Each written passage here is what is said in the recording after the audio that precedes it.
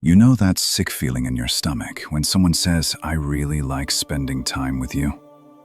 That moment when someone being genuinely nice to you feels like a trap you accidentally set for yourself? Right now, somewhere in your life, there's probably someone who thinks you're amazing. Someone who lights up when they see you. Someone who genuinely enjoys your company, your thoughts, your weird jokes, your way of looking at the world. And that terrifies you more than someone who completely hates you ever could. Because deep down, you're absolutely convinced that if they really knew you, I mean really knew you, they'd see what you see in the mirror at 3 a.m. when you can't sleep, and they'd just walk away. This isn't about being shy or having social anxiety. This is about that relentless voice in your head that whispers, they don't know the real you yet. Every single time someone gets too close to actually loving who you are. Here's the really weird part. You can be completely yourself around total strangers. You can crack jokes with the person at the coffee shop, have deep conversations with someone you just met, be spontaneous and real and authentic. But the second someone starts to actually care about you, the moment someone wants to get closer, you become a complete stranger to yourself. Today we're going to dig deep into why love feels like a lie you're telling, and how to stop running from the people who see something beautiful in you that you've somehow forgotten how to see. So let's talk about what this actually looks like in real life. Because I bet as I'm describing this, you're going to recognize yourself. Someone likes you. Maybe it's a new friend who always texts you back, or someone you're dating who seems genuinely excited to see you, or even a family member who's finally appreciating who you've become.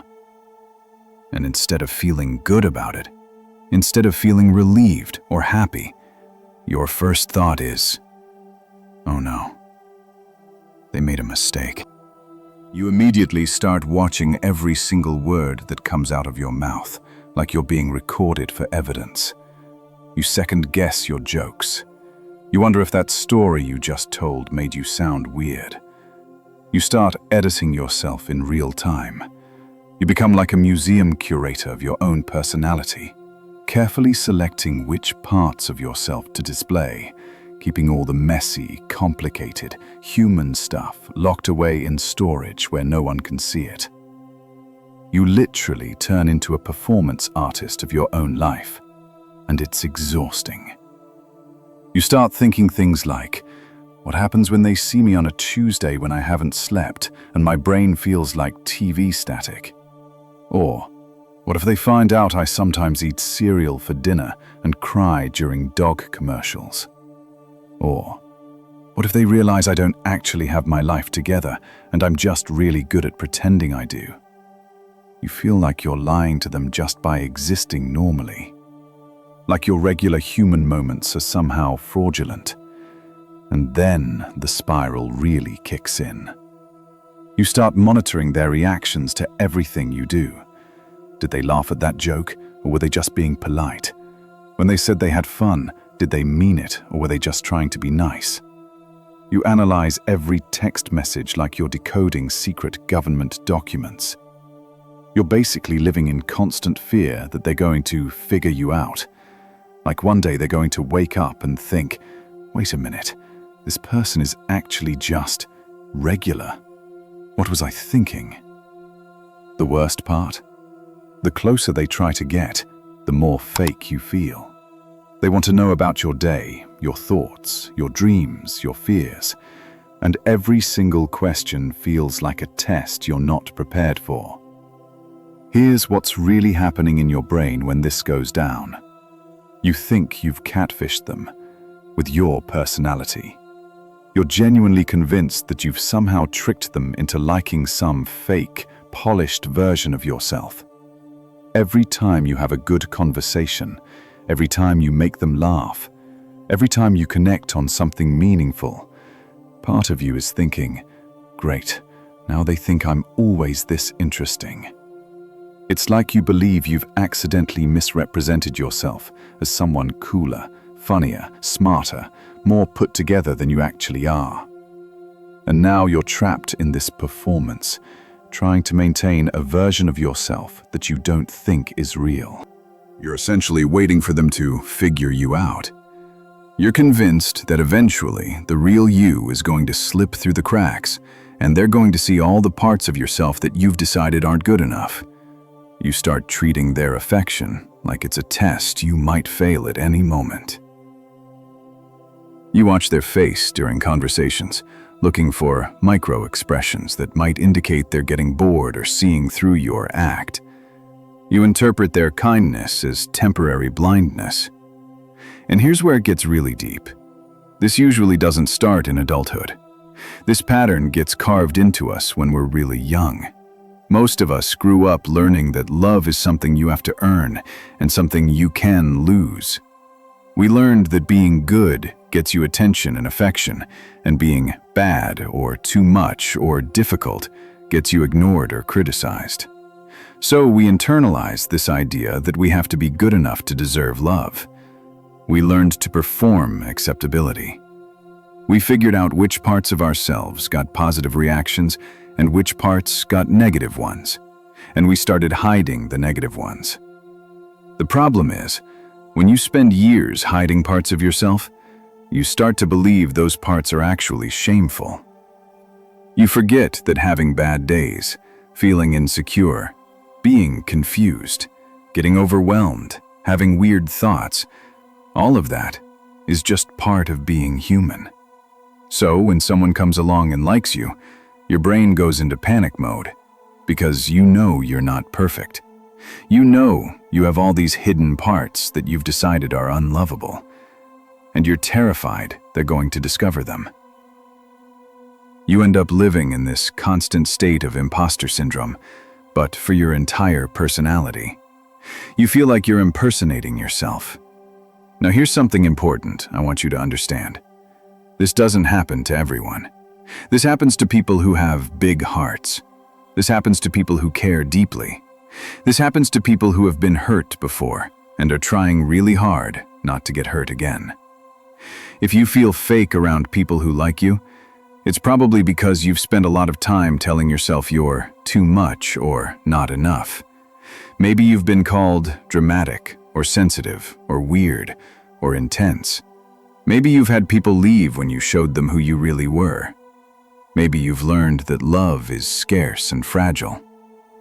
When love has been hard to find in your life, when acceptance has been conditional, when you've been rejected for being yourself, your brain learns to treat genuine affection like it must be a mistake. You develop what I call love scarcity mindset. You think that if someone really likes you, it must be because they don't have all the information yet. You think their fondness is based on incomplete data. Here's what's really happening, though. They see light where you see shadows. They see interesting where you see weird. They see deep where you see too much. They see human where you see broken. And instead of that healing the mean voice in your head, it actually makes it louder. Because now there's this gap between how they see you and how you see yourself. And instead of questioning whether maybe you've been too hard on yourself, you question whether they're seeing clearly. You think things like, if they really knew how much I overthink everything, or if they knew how weird I get when I'm alone, or if they knew how often I feel like I don't know what I'm doing. But here's the thing. Those thoughts you think disqualify you from love. They're not unique to you. They're not evidence that you're broken or fake or unworthy. They're just evidence that you're human. The overthinking, the insecurity, the moments of not having it all figured out, the times when you feel like you're just making it up as you go along. That's not a bug in your system. That's not a glitch that needs to be hidden.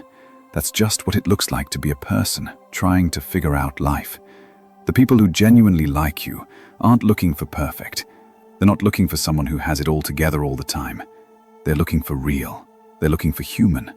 They're looking for someone they can connect with, not someone they have to admire from a distance. All right, so how do we fix this? How do you stop feeling like you're lying to people just by being yourself? First thing, you need to give yourself permission to be imperfect around people who care about you. I know that sounds scary, but here's the truth. You are not a limited time offer. Your worth doesn't have an expiration date. You don't suddenly become less valuable when someone sees your whole story. Here's what I want you to try, and start small with this. Begin showing people who you are on your not-so-great days, not just your highlight reel. Next time someone asks how you're doing and you're having a weird day, don't just say fine. Try saying, honestly, I'm having kind of a strange day. Next time you're tired, let them see you tired. Next time you have a random thought that feels too weird to share it anyway. Talk about the stuff that worries you. Mention the things you're confused about. Let them see you when you're figuring things out, not just when you have it all figured out. And here's the part that's going to blow your mind. Watch what happens when you do this. I promise you, they're not going to run away. They're probably going to like you more, not less. Because here's what you don't realize. When you're being perfect around someone, you're actually creating distance. You're making it hard for them to relate to you. You're making them feel like they have to be perfect too. But when you show them your real, human, imperfect self, you give them permission to be real too. Your worry, your overthinking, your 3 a.m. thoughts, your moments of not knowing what you're doing, these aren't broken parts of you that need to be fixed or hidden. These are connection points. These are the things that make you relatable and real and lovable. People don't fall in love with perfect. People fall in love with real. They fall in love with someone they can be themselves around, someone who makes them feel less alone in their own human experience. So stop performing your own life. Stop trying to be the best possible version of yourself all the time. The people who are meant to be in your world will love the Tuesday morning, haven't had coffee yet, brain feels like static version of you, just as much as they love the Sunday afternoon, everything's going great version. Here's another thing you can do. Start paying attention to what happens when other people are imperfect around you. Notice how you don't judge them for having bad days or weird thoughts or moments of confusion. Notice how their humanity makes you like them more, not less. Notice how their realness makes you feel closer to them. That's exactly how people feel about your imperfections too. And here's the biggest, most important thing. Let their love teach you how to love yourself. Use their eyes like a mirror until you remember how to see your own worth. When they tell you they enjoy spending time with you, believe them. When they say they think you're funny, believe them. When they want to hear about your day, your thoughts, your feelings, believe that they actually want to know. Stop arguing with their affection. Stop trying to convince them they're wrong about you.